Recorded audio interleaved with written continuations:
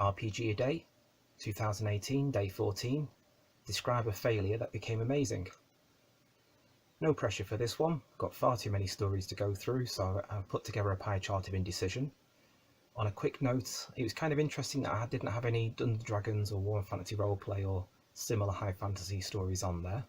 That's probably a good thing, because having Deus Ex Machina situations where the players have got a bad encounter and then divine intervention or the fates step in or something similar, you know, it's like, oh yes, your sword's actually an artifact and it's sentient. No, so thankfully none of those stories. Interestingly, a few cyberpunk stories, but given the harsh nature of the old Artellosaurians, botch on a 1 in 10 chance, and then another dice roll to see just how severe the botch is. So yeah, some of those situations were quite ridiculous. And there's a couple of World of Darkness stories that stood out, and Legend of Five Rings, but in the end I went with my UK Jihad game that I did. It was a combination initially of play by mail and tabletop roleplay together, and I've been playing Vampire for years by this stage. I think this was 1996, roughly, so I'd have been about 19 at the time or something. Yeah, one of the players we'd already played an Elder campaign as well as lots of Neonite campaigns.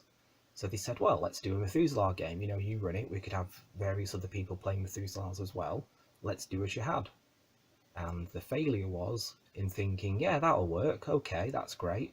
I know, I'll put lots and lots of effort into it, and I'll go back to my roots as like 11, 12 years of age with a giant graph paper and work out the kingdom and all the NPCs in it. So I started to do the same thing with the UK. Now, fortunately, I had all the books, so I already had a bunch of NPCs that I could reference and different ideas. So I spent months creating everything up, chatting with the 4 players involved.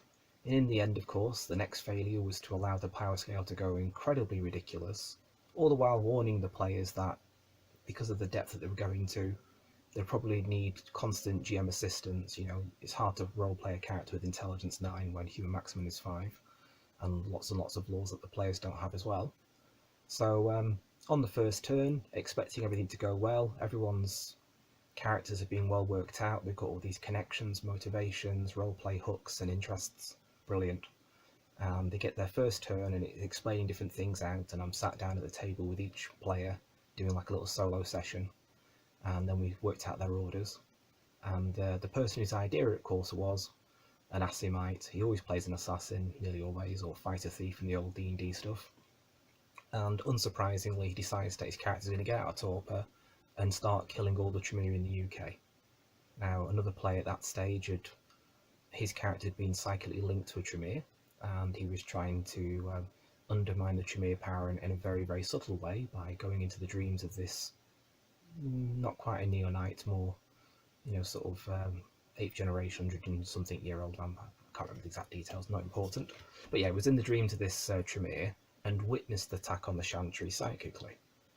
So, armed with this information, the Toreador starts working out things. Meanwhile, the other 2 Methuselahs have also, on their next turn, sitting down with those players and explaining the situation out to them. Back to the Assimite player, who again is still quite insistent that their characters got every single aspect of Blood Artist figured out. They've got, you know, blood bonded mage, and they've got their chantries all protected up. God, chantry, their haven, mixing Tremere term there, sorry. And yeah, they're perfectly safe and constantly trying to explain the player, that their character knows enough to know that there's no such thing as a you know, invulnerable fortress. There's ways to get in things, particularly where true magic is concerned or the spirit world is concerned. So to cut a very long story short, by the 4th turn, the Assimite player character is dead, and I've put all this incredible amount of work in. The game had been going for 6 months, and what a failure. Although strangely, the other 3 players thought it had been amazing, and proceeded to spend the next few months kind of politely nagging me, go on, do something similar, but this time, yeah, scale it back a bit. So I ended up coming up with a Night City fused from, that is Night City from Cyberpunk, fused with the World of Darkness in a sort of near future Vampire City. It had 16 players, and ended up down to 14, and again that was a combination play by mail and tabletop. So I got sleep deprivation, so stumbling a bit. And yeah, that went really, really well, and eventually that actually led to me getting my job at KHC Games as well. So that was a pretty big success in that sense. But yeah, Shahad game. Don't make massive chronicles. Don't spend months making NPCs, and don't let characters of near god level powers into the hands of players that you know just tend to kill things in most games. Even though he was really a role player, he did actually put depth into his character and personality and motivation, so I guess that was an understandable mistake on my behalf.